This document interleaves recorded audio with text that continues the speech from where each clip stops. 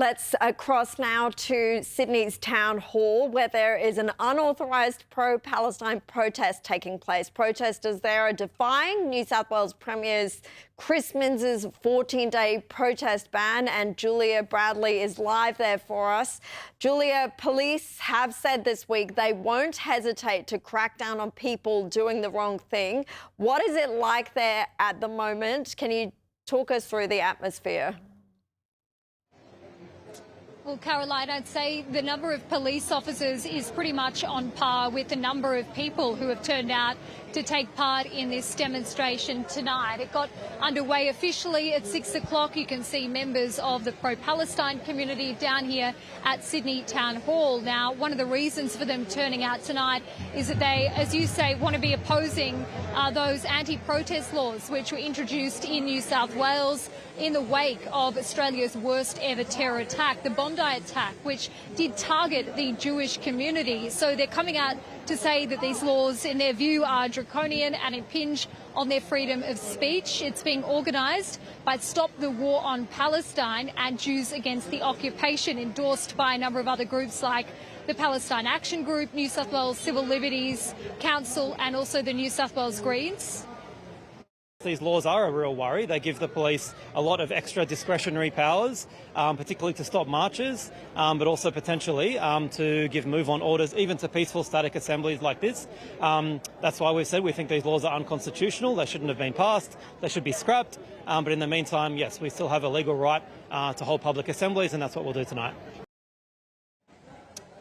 Caroline, at about 5:30 tonight, we also saw one man being arrested by police. He was taken away and he was holding up a sign that said, "Blame Hamas." I tried to ask him why he turned out, why he was holding up that sign, and he didn't speak to me too much about why he decided to come down to this rally. But other than that, we haven't really seen any major arrests or anything.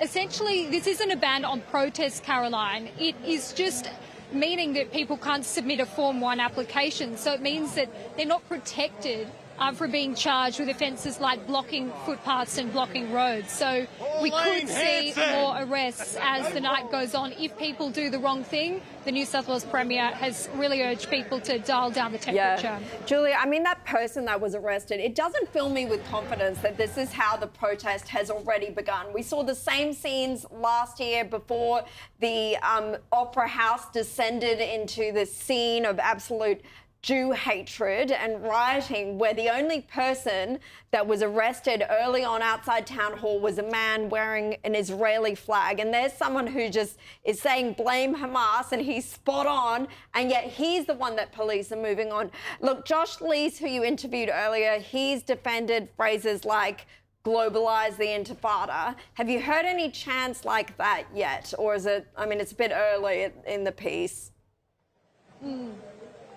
Well, Caroline, this event has only just got underway, so no chance of that kind that I've heard as of yet. I did in that interview, though, ask Josh Lees about those chants, given that the New South Wales Premier has previously flagged that he wishes to ban phrases like globalise the intifada, which, as you know, many in the Jewish community have said is really a violent phrase when being directed towards them.